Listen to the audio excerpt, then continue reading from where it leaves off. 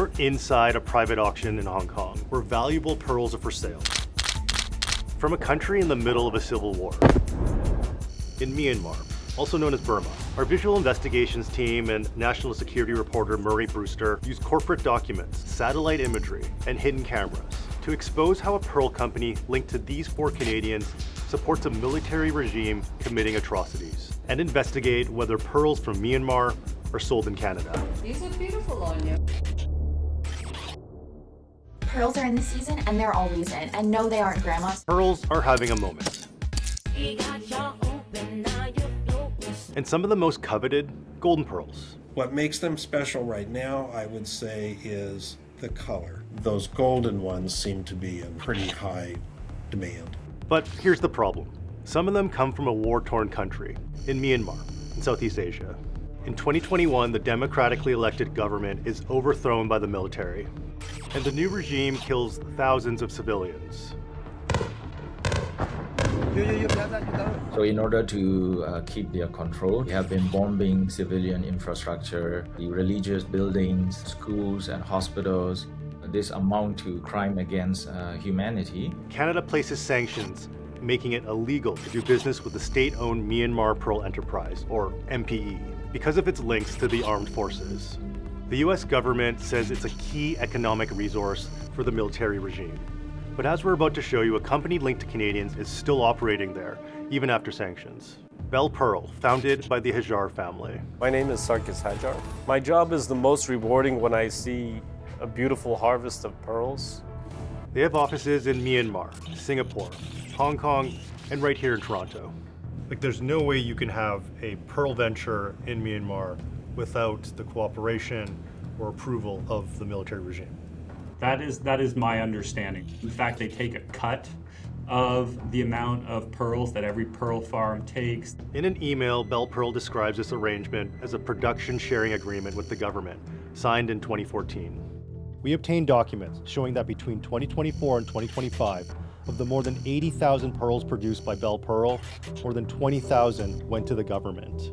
The longer these companies exist, the longer the regime survives. Exactly. This is undeniable truth. Because of this, many jewelers will not purchase from Myanmar. There is absolutely a case to be made to call them blood pearls. It all starts here, at a pearl farm in Myanmar. In this video from Bell Pearl, we focus on these nets in the water here, in the Andaman Sea, and these 2 islands here. Then match that with recent satellite imagery. We find the farm's location here. We also find another Bell Pearl site here. Using documents shared with us by NGO Justice for Myanmar, we confirm Bell Pearl has 2 locations there. Here's a regime minister visiting a Bell Pearl farm in 2024. Yeah, you can clearly say that the attention that they have put on these kind of cash cow for the regime. No hard currency, no war machine. The junta falls. Yeah, I mean, it all goes back to the money. There's probably a lot of consumers that don't even know that Burma has a military government, that don't even know it's in the Civil War. And maybe if they knew that, they would look at things differently. So farming pearls in Myanmar starts with supporting the military regime, and it feeds a global industry. We find export records showing that Bell Pearl sends pearls from Myanmar to Hong Kong, sold at private auctions like this one. It's not open to the public, but we try to get inside.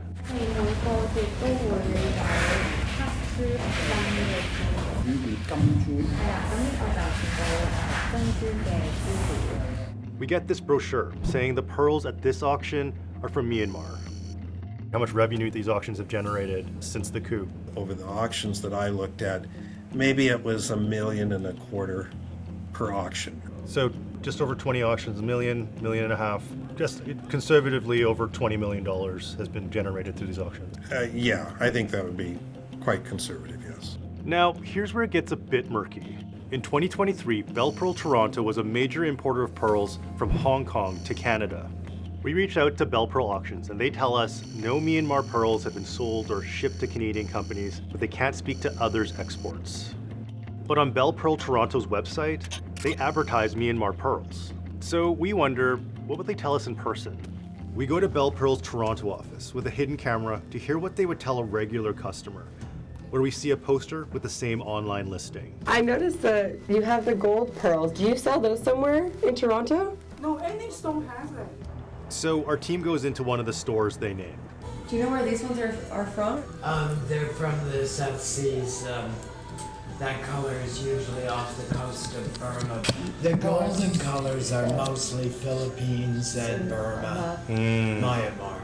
And those are Burmese? A lot of people. Those are Burmese generally? Yeah, generally, yeah. What's the one that Margot Robbie had? She had the gold ones.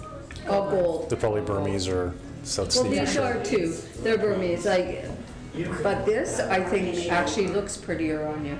This is phenomenal footage, very clearly identifying Burmese pearls transacting in the market. It's a little bit shocking, frankly. We follow up with the jewelry store owner because we want to know, how did they get these pearls? When were they shipped from Myanmar? And are they from Belle Pearl? It's Eric Cito here calling from the CBC Canadian Broadcasting Corporation. We're trying to figure out, we've been researching a company focusing on a company called Belle Pearl. Have you heard of them before? Yes. We were looking at these necklace sets, these pearl sets, and you had mentioned they're from Myanmar and Burma, and we were trying to figure out, how you source them. We get them from trade shows. I've been to trade shows in Switzerland, Hong Kong, Italy, New York, Toronto, all over the place. Obviously there's some issues with sourcing from Myanmar right now, in terms of sanctions going on with the country. So for us, we're just trying to understand where you might have sourced them. We're not interested in that. Well, Thanks very much. We're not looking Goodbye. When we contact Belle Pearl Myanmar, they tell us they have always acted in full compliance with international laws. They also tell us our former Canadian shareholders were in compliance with Canadian sanctions law. But they've removed the Hajars as directors and shareholders in the Myanmar company due to the mounting crisis, almost 5 years after sanctions. We've had some developments since our last conversation. So we've heard back from the company. Belle Pearl says they have an agreement with the MPE.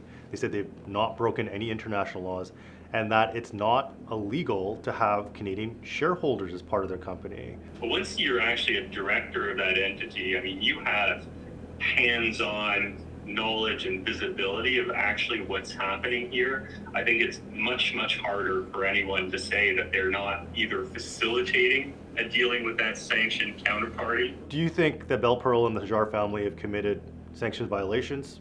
Should the RCMP investigate this? Yes, I think there are sanctions violations here that have likely been committed, and I do think that the RCMP should investigate.